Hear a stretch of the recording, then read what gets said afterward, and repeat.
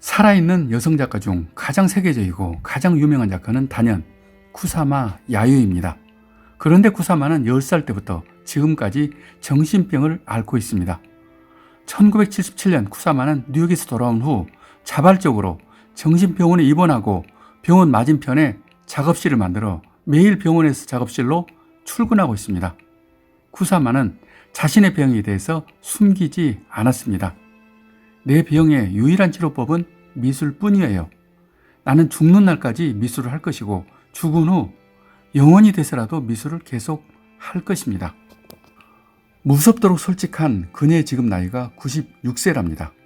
쿠사마는 그 멋진 작업을 하는 이유가 자신의 병을 치료하기 위해서라는 것입니다.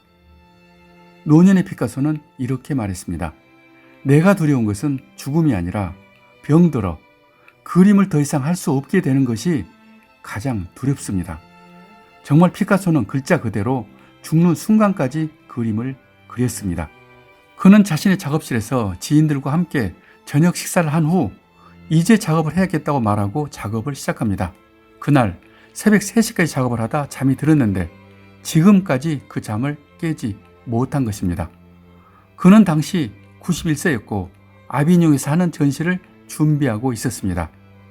미국을 대표하는 화가 조지아 오키프도 비슷합니다. 말년에 거의 앞이 보이지 않았음에도 내가 그리고 싶은 것이 보인다고 말하고 작업을 하다 사망합니다. 그때 나이가 98세입니다. 거미로 유명한 작가 루이스 브리자 역시 죽기 일주일 전까지 작업을 했으며 98세까지 살았습니다. 그녀는 예술이 내 건강을 위한 보험이라고 했습니다. 마르크 샤갈은 내가 숨을 쉴 수만 있다면 그림을 그리겠다고 말하고 97세까지 살았습니다.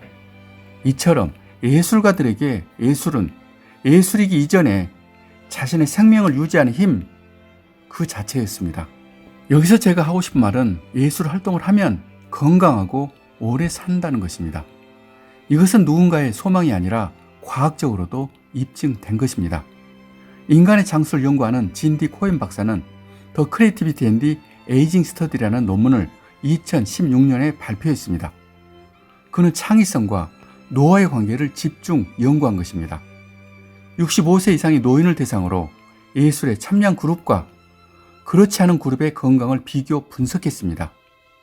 그 결과 예술에 참여한 사람이 참여하지 않은 사람들보다 훨씬 건강하고 더 오래 산다는 결과를 찾아낸 것입니다. 영국 런던 대학에서도 이와 비슷한 연구를 무려 14년 동안 했습니다. 대상은 50세 이상 성인 6,000명입니다. 그 결과 예술 활동을 하는 사람들이 그렇지 않은 사람들보다 사망률이 무려 31% 더 낮았습니다. 이것은 놀랄 만한 결과입니다. 이 연구를 주도한 교수가 데이지 팡파르입니다. 과연 어떤 이유 때문일까요? 데이지 팡파르 교수가 말하는 그 이유는 3가지입니다. 첫째, 예술 활동은 자신의 감정을 마음대로 표현하기 때문에 스트레스가 현저히 감소합니다. 두 번째, 스스로 자부심이 생기고 함께하는 사람들과 유대감이 생겨 외롭지 않습니다. 세 번째, 좌뇌와 우뇌를 동시에 쓰기 때문에 인지 능력이 좋아져서 치매를 막습니다. 그리고 제 경우를 말씀드린다면 작품에 빠지는 순간 정말 행복합니다. 예술가들이 죽을 때까지 하고 싶다는 말이 과장이 아니란 것을 저는 확신합니다. 이 세상에 즐거워서 일하는 사람이 얼마나 될까요? 마지못해 일하는 사람들이 대부분입니다.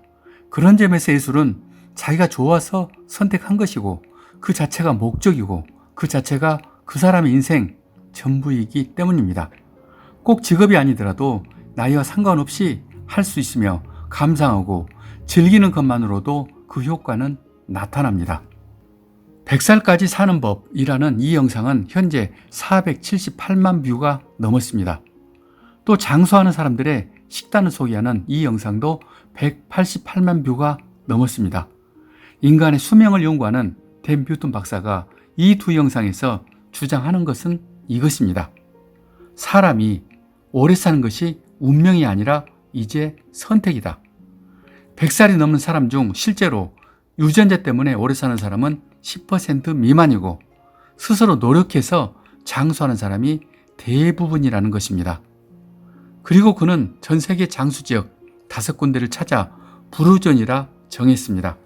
그 블루존은 일본의 오키나와, 이탈리아의 사르데냐, 코스타리카의 니코야 반도, 그리스의 이카리아 섬, 그리고 미국의 로마 린다입니다. 이 5개의 블루존에는 공통점이 있습니다. 그 공통점 중 하나가 모두 적극적으로 예술 활동을 하는 것입니다. 일본의 블루존 오키나와에는 이키가이라는 문화가 있습니다. 여기서 이키는 살다이고 가이는 가치와 보람을 말합니다. 즉 이키가이는 가치 있고 보람 있게 사는 것을 말합니다. 중요한 것은 그들이 가치와 보람으로 선택한 것이 거의 다 예술이라는 것입니다. 90이 넘는 노인들이 무엇을 만들거나 그리고 서예를 하고 또 축제 때마다 참여하여 춤을 추고 노래를 부릅니다. 이런 현상은 다른 블루존에서도 마찬가지입니다. 왜 이럴까요? 이것은 오래 살기 위해서가 아니라 인간의 본능이기 때문입니다. 이 말은 제 말이 아닙니다. 심리학자 지그문드 프로이드는 예술을 추구하는 것이 인간의 본능이라고 했습니다. 인류학자 엘렌 디사네아께도 똑같은 말을 했습니다. 결국 본능에 충실하는 것이 오래 사는 비결인 것입니다. 자, 여러분, 이제 새로운 사실을 공개합니다. 우리나라에 한국형 블루존이 만들어지고 있습니다. 그 이름은 코스타밸리입니다. 위치는 경주 보문단지 근처 동해바다를 굽어보는 천혜절경 야산이고 행정구역상은 포항입니다. 신기한 것은 이곳이 5개의 블루존과 매우 유사합니다. 이카리아 섬과 로마 린다와 같은 북위 36도이고 바닷가 야산인 것과 기후까지 비슷합니다. 제가 이곳에 관심을 갖는 이유는 설립자가 거의 모든 계획을 예술적으로 접근하기 때문입니다. 예를 들면 산 정상 높은 곳에 요가나 결혼식을 하는 야외 공연장이 설치되는데 그 자체만으로도 이미 예술입니다. 그런데 그 공연장 바닥이 따뜻한 온돌이라는 것입니다. 아마 근처에 간 사람은 누구나 그 따뜻함을 느껴보고 싶어 끝까지 올라갈 것입니다. 또 10분마다 돌면서 입 맞추는 연인 조각상이 설치되는데 배경이 동해바다입니다. 아마 노을 지는 석양에 작품이 입 맞추는 그 순간 따라하는 사람들이 많을 것입니다. 또 물속에서 타는 장작불, 안개가 품어져 나오는 조각, 그리고 빛과 음악이 흐르는 산책로가 숲에서 골프장으로, 그리고 리조트, 동해바다로 이어집니다. 제가 여기를 이렇게까지 잘 아는 이유가 있습니다. 제가 여기 예술 자문을 하기 때문입니다. 스티브 잡스는 혁신을 연결이라고 했습니다. 그렇다면 코스타밸리는 이미 혁신입니다. 여기는 천혜의 자연과 예술 그리고 건강을 연결시킨 혁신입니다. 여기까지입니다. 저는 작가 이철이었습니다. 예술 제국의 길은 우리가 세계 정상으로 가는 가장 빠른 길입니다. 이 영상을 구독하시는 것은 그 길을 함께 가는 것입니다.